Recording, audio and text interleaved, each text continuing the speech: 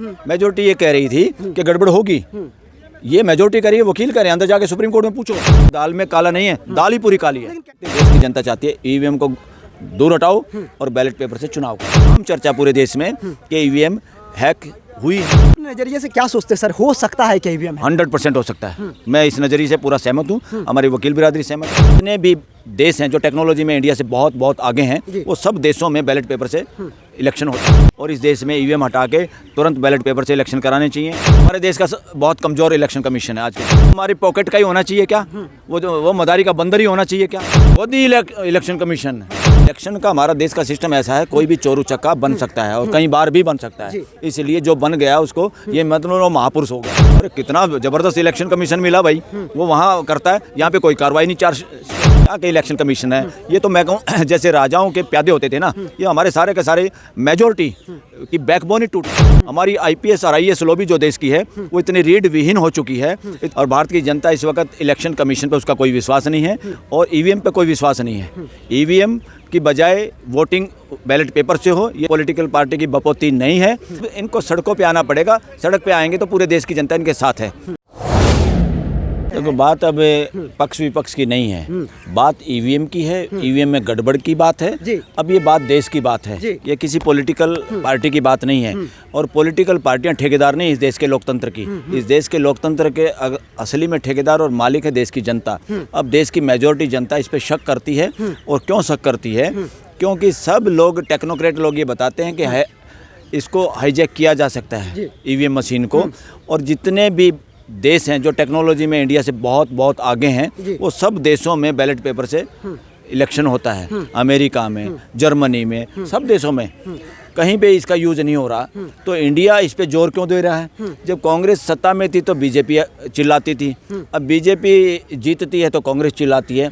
ये बीजेपी और कांग्रेस का वो नहीं है लोकतंत्र, ये देश का लोकतंत्र है, देश मालिक है। ये बीजेपी और कांग्रेस देश की मालिक नहीं है। ये तो कुछ दिनों के लिए चुन रखे हैं और किसी का तीर तो कचल जाता है। और इलेक्शन का हमारा देश का सिस्टम ऐसा है, कोई भी चोरू चक्का बन सकता है और कई बार भी बन सकता है। इसलिए जो बन गया उसको ये मतलब महापुरुष हो गया, ऐसा कुछ नहीं है। अब देश की जनता चाहती है इसमें ईवीएम मशीन में गड़बड़ हो सकती है। देश की जनता चाहती है ईवीएम को दूर हटाओ और बैलेट पेपर से चुनाव कराओ। लेकिन सर ये अगर बता रहे हैं भाजपा वाले, खास करके ये इल्जाम लगा रहे हैं कि 5 राज्यों में अगर करना होता, कुछ भाजपा के नेता या कुछ कार्यकर्ता कह रहे हैं करना होता तो 5 राज्यों में करते, एक राज्य क्यों दे दिया उनको? अरे इस बात ये कोई बहस का मुद्दा नहीं है। एक राज्य क्यों दे दिया? एक राज्य में ज़्यादा माहौल लगा होगा कि वहाँ गड़बड़ करने के दुष्परिणाम होंगे।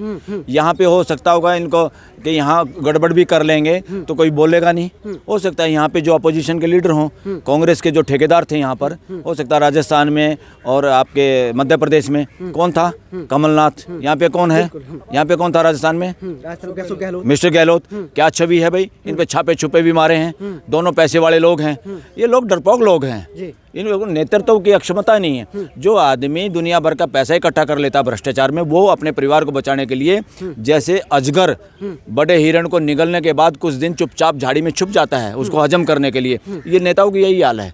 इसलिए कांग्रेस के जो सड़े गले नेता हैं पुराने, जो ठगी ठोरी मार के काफ़ी पैसा इकट्ठे करे, इनके हाथ में से बागडोर कांग्रेस को लेनी चाहिए।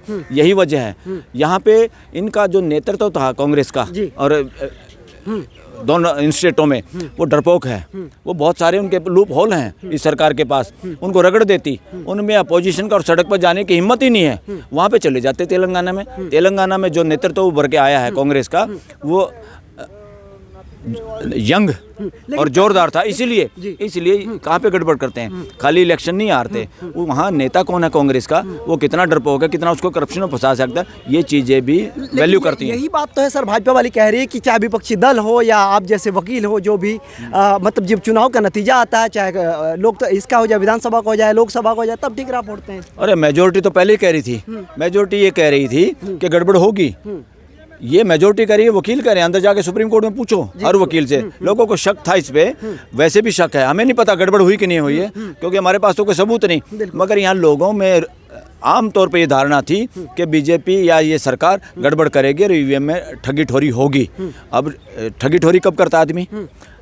आपसे हमारे से ठगी ठोरी कौन करेगा? जी। जिससे मैं कमजोर होऊंगा, सामने वाला ताकतवर है, वो ठगी करेगा ना। बिल्कुल, हाँ। जब मैं मजबूत हूँ कैसे ठगी करेगा? कोई मान लो लूटने की कोशिश करेगा, जब उसको पता सामने ताकतवर आ जाए उसके जबाड़ा नहीं तोड़ देगा।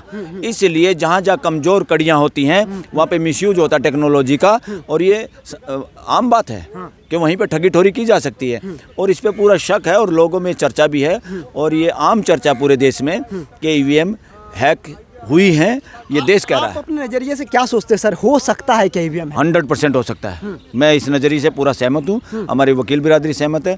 ईवीएम में गड़बड़ हो सकती है। इस देश की जनता इस देश की मालिक है, मालिकों का शक पूरा है, और इस देश में ईवीएम हटा के तुरंत बैलेट पेपर से इलेक्शन कराने चाहिए। अगर सत्ता पक्ष मजबूत है और उनकी लोकप्रियता है तो उनको देश की जनता की भावना समझनी चाहिए और बैलेट पेपर से इलेक्शन कराने चाहिए। अगर वो फिर भी अड़ते हैं ईवीएम से कराने के लिए, फिर दाल में काला नहीं है, दाल ही पूरी काली है। लेकिन कह रहे हैं भाजपा वाले कि इतना बड़ा देश थे, 140 करोड़ लोगों के जनता के देश है, इस तरीके से चुनाव करना बैलेट पेपर से अब संभावना नहीं है। क्यों नहीं संभावना? किसने कह दिया संभावना नहीं है? बकवास है ये। सब एवरीथिंग इज पॉसिबल। हमें अपने लोगों के विश्वास के आधार पे चलना है क्या?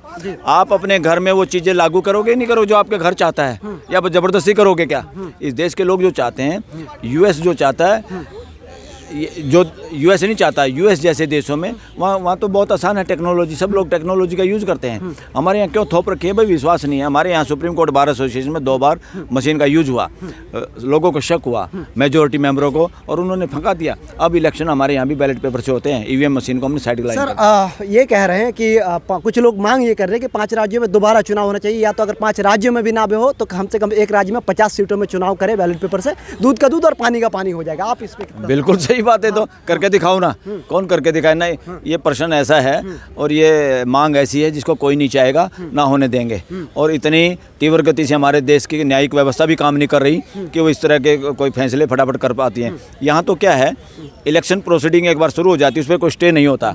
ये सुप्रीम कोर्ट का फैसला है। और फिर क्या होता है, कोई आदमी गड़बड़ करके जीत भी जाता है, 5 साल तक तो उसका फैसला नहीं होता। सही बात। इसलिए गड़बड़ करने वाले यहाँ हमेशा विजयी रहे हैं। सर मजबूत इलेक्शन कमीशन है, आप कह रहे हैं ईवीएम हैक हो सकती है? हमारे देश का बहुत कमज़ोर इलेक्शन कमीशन है आज के दिन। टीएन शेषन ने इलेक्शन कमीशन में जान फूकी थी जब लोगों को इलेक्शन कमीशन का पता चला था ये भी कोई बला है इस देश में। उसके बाद तो सारा ढीला होता चला गया, और आज के दिन तो इलेक्शन कमीशन में बनाने के अपॉइंटमेंट के मामले में भी आपने देखा होगा, सुप्रीम कोर्ट ने जो फैसला दिया, तुरंत रातों रात कानून बदल दिया गया। क्यों बदला भाई? इस देश का कोई भी नागरिक जो योग्यता रख सकता है वो कमिश्नर बन सकता है, इलेक्शन कमिश्नर। वो तुम्हारी पॉकेट का ही होना चाहिए क्या? वो मदारी का बंदर ही होना चाहिए क्या? हमारे सारे इलेक्शन कमीशन, इनकी कार्यशैली से पता चलता है ये लोग जेब वाले लोग हैं, जैसे गोदी मीडिया करते हैं ना। तो आप कहना चाहते हैं कि जेब में है इलेक्शन कमीशन? गोदी इलेक्शन कमीशन है। बिल्कुल बड़ा बात कह रहे हैं। हाँ बिल्कुल, मैं सही बात। अभी भाजपा वाले कहते हैं, सरकार अभी कह रही है कि इलेक्शन कमीशन पहले इतना कभी मजबूत नहीं अरे था। भाई, इलेक्शन कमीशन के बाद कितनी शिकायतें गई हैं, कितनी कार्रवाई हुई उन पे, कितनी जांच हुई। और एक ऑफिसर वो तेलंगाना में वो फूल देने चला गया, उसका फूल तो उन्होंने रिकॉर्ड कर लिया, कितने फूल इन्होंने दिए होंगे या कितने फूल ये देते रहते हैं, कितने लोगों से बात करते रहते हैं, किसी अंधेरे में बुलाते रहते हैं, मुलाकात सस्पेंड कर दिया उन्हें। हाँ, सस्पेंड कर दिया। अरे कितना जबरदस्त इलेक्शन कमीशन मिला भाई, वो वहाँ करता है, यहाँ पे कोई कार्रवाई नहीं, 4 स्टेट में उसने कोई गड़बड़ी नहीं दिखी। ये क्या के इलेक्शन कमीशन है?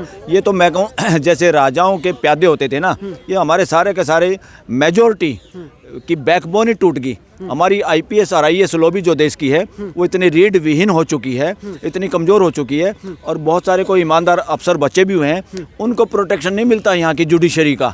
अदरवाइज तो क्योंकि उनकी बदली कर दी जाती है, किसी को सस्पेंड कर दिया जाता है, किसी को झूठे केस में फंसा दिया जाता है, इसलिए सब अपनी नौकरी करने में मस्त होते हैं। ऑल आर सर्वेंट मियरली, इससे ज़्यादा कुछ औकात नहीं है। जनता को आखिरी सवाल, कुछ जनता को संदेश देना चाहते हैं या फिर इस ईवीएम को खेला पे? देखो, भारत की जनता इस देश की मालिक है, भारत की जनता ही तय करेगी, और भारत की जनता इस वक्त इलेक्शन कमीशन पे उसका कोई विश्वास नहीं है और ईवीएम पे कोई विश्वास नहीं है। ईवीएम की बजाय वोटिंग बैलेट पेपर से हो, ये देश की जनता चाहती है। ये देश ना बीजेपी का, ना किसी कांग्रेस का, ना किसी और पॉलिटिकल पार्टी की बपोती नहीं है। ये लोग अपने अपनी पार्टियां रजिस्टर्ड करा रखी, नो प्रॉब्लम है। पार्टियों में इंटरनल डेमोक्रेसी नाम की चीज़ नहीं है। यहाँ पीएम एमपीओ से नहीं मिलता, यहाँ सीएम इस देश के अपने एमएलओ से नहीं मिलते। इस देश में आज़ादी के बाद जब संविधान लागू हुआ, ये व्यवस्था के लिए लागू हुआ था कि देश में मानवीय व्यवस्था स्थापित होगी, मगर ये इनके दिमागों में अभी गड़बड़ झाला है। इनके दिमाग में ऐसे ही कोई एमएलए एमपी पीएम सीएम बन जाते हैं तो इनको लगता है मैं राजा हो गया। इनको एक गलतफहमी दूर करने की बहुत ज़रूरत है और देश की जनता इनकी इस गलतफहमी की वजह से बड़ी परेशान है। क्या सर लग रहा है इसके लिए बड़ा आंदोलन होगा? मैं कह रहा हूँ जो पार्टियां लगातार ईवीएम की बीच में भी, कांग्रेस को छोड़ के बीजेपी को छोड़ के बसपा तो लगातार मांग करती रही और दूसरे दल भी, कुछ एनजीओ भी लगातार मांग कर रहे हैं, सुप्रीम कोर्ट में भी आ रहे हैं कुछ एनजीओ, वो लगातार चाहते हैं। अब इनको सड़कों पे आना पड़ेगा। सड़क पे आएंगे तो पूरे देश की जनता इनके साथ है और देश की जनता जब साथ होगी तो इमीडिएट अपने आप फिर ये काम होगा। पॉलिटिकल पार्टियों के बस की बात नहीं, क्योंकि सत्ता पक्ष इतना मजबूत है वो इन चीज़ों की परवाह नहीं करता। कोई जायज़ डिमांड करने वालों की, जायज़ अफसरों की, जायज़ धरनों की वो परवाह नहीं करते। बहुतों को तो परमिशन नहीं देते। या राइट टू एक्सप्रेशन इस देश में काफ़ी कमज़ोर हुआ है। सबसे निचले सतर पर है इस देश में राइट टू एक्सप्रेशन फिलहाल। अगर पड़ोसी देश की भी बात करें वो हमारे से आगे है, पाकिस्तान।